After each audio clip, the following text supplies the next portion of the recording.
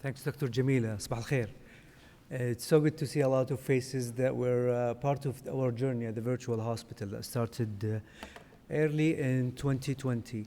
In the next few minutes, it's not going to be as a breakthrough as what the previous presentation was, but hopefully we'll take a lot of things to our locations, hospitals, and work groups and try to come up with something that helps our patients. So briefly, the virtual hospital is one of the largest of its kind in the world. It's leveraging all latest technologies, trying to provide care to our patients across different network of hospitals. Today, we have 166 hospitals participating in our network. That number keep changing. Last time I presented 2 weeks ago was almost 150. And the reason why we were able to expand easily is to capitalize on what Saudi has done over the last few years with a good and very robust foundation that allows for communication between different hospitals. We provide today almost 46 different work streams and subspecialties. We were able to recruit more than 150 experts. A lot of them are in the room today. We're thankful for their participation with us, their support, and their help in the design. The way we designed this virtual hospital allows us to provide care to almost 500,000 patients annually at complete setup. We have a clear focus on targets. We really want to enhance our experience. We want to enhance access to care. A lot of these elements in this slide were taken from the Vision 2030, where the transformation of healthcare is moving. We really want to bring knowledge easily to seekers across Saudi. No matter where you are, you have access to expertise almost instantly. And you see their action in motion. You see how they provide better outcome, how they really focus on clinical excellence. We're confident that we've achieved at least half of these.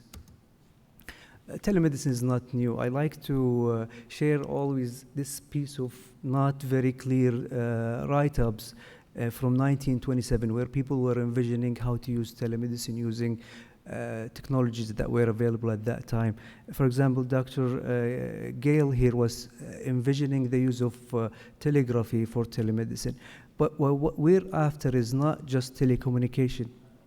We really want to bring the next version of healthcare. And we think we cracked the code of doing so. This is our approach. We were able to build an innovative organization focusing on personal traits, focusing on people who believe in change and the ability to do more with what we have. We came up with a standardized implementation pathways, capitalizing what has been published already across the different literature and different healthcare systems. And then we focused on people and collaboration. Incremental success is what keeps us going. The reason why such a project is successful in Saudi is because we have a clear strategy. We were lucky to be working around such a time where a vision is driving a lot of activities. The other value that we have, and it's not available in other countries sometimes, is the malleable regulation. The collaborative work with the Saudi Health Council and other decision makers helped us really understand the regulation and work around it to maybe optimize it, make it better, make it really suitable for the future interventions. In addition to any standard pieces that has to be part of your technology-enabled care, which is people, technology, and processes. Today, and I like the Arabic number in the middle, but the way we designed the virtual hospital has multiple streams, mainly allied services, radiology, pathology, capitalizing on committees and virtual teams. Really focus on ongoing critical care consultation, emergency care consultation, and acute care, in addition to the outpatient clinics and the care at home. And the only reason why I highlighted these 5 work streams is our team, our cardiology experts at the virtual hospital, were able to provide care across all these pathways. You will see how we utilized these pathways and processes to provide the best care for cardiology.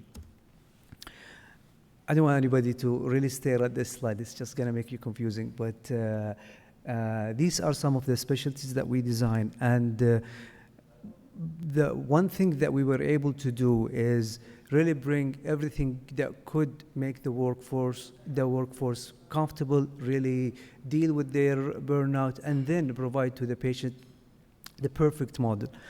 If you look at the first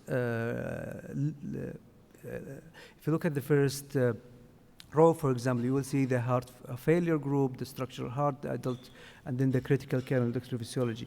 But then if you go to the lower part, you will see our work with the global medicine, and cardiology was core when we provided some cardiac care across cross-border, disaster medicine, and this is our newest add to the virtual hospital that started during the recent disaster in the nearby countries.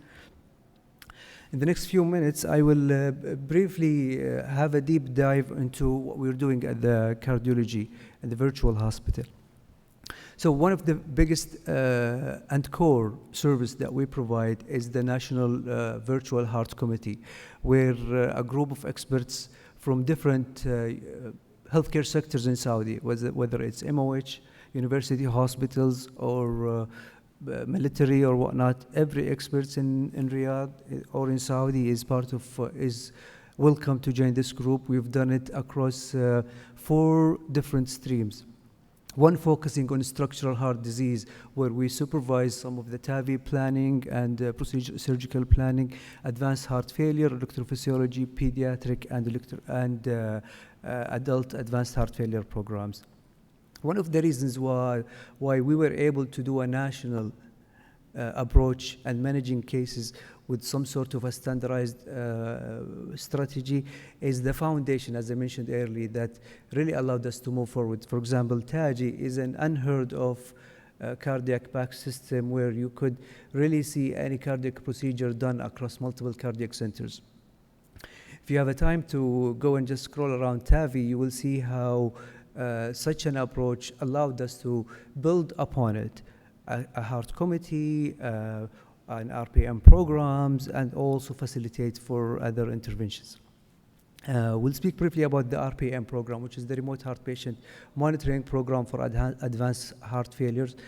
There has been a lot of papers and suggestions, and the literature is full of how could you manage such complex cases at home.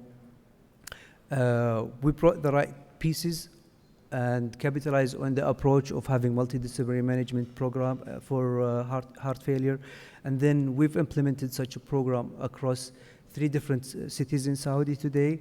We're happy with how things are going. This is the start. We hope that any advanced heart failure patient will have their care continuous even after their discharge from the hospital. I like to call the other piece surgery 2.0, where Dr. Tash and the team is focusing on empowering surgeons and interventionists across Saudi with all what it takes to make them comfortable with what they're doing. And if they're performing a unique or a rare procedure, to make this available for other learners across Saudi. We've done a lot of quite a few live streaming surgeries. We've used augmented realities and other innovative technologies. This is just one of the images from the Advanced Heart Committee meetings. The way the discussion is, and I'm sure a lot of the groups here were part of the discussion or submitted cases to the committee. How sophisticated the discussion is really what we're looking for. I believe any patient who would sit down and see the number of dialogues, the number of people who were part of their care plan will really feel that they're getting the most care that's not possible anywhere else. And the last, I'm almost done. I just want to ask you to stay tuned for the live streaming and surgery live streaming that's going to be presenting later on during this conference, and we're looking forward to seeing you soon. Thank you.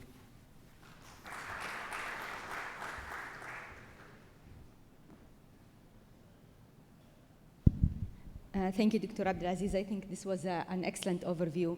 Any question for Dr. Abdulaziz before we go for our break and opening ceremony, and then we'll resume the lectures after that? Thank you, Abdulaziz. What you present, it's actually a state of art of how does the cardiac care in Saudi Arabia is excelling. But my question to you, you mentioned that you guys taking care of the outpatient visit, and how this involved with the Ministry of Health, because you know that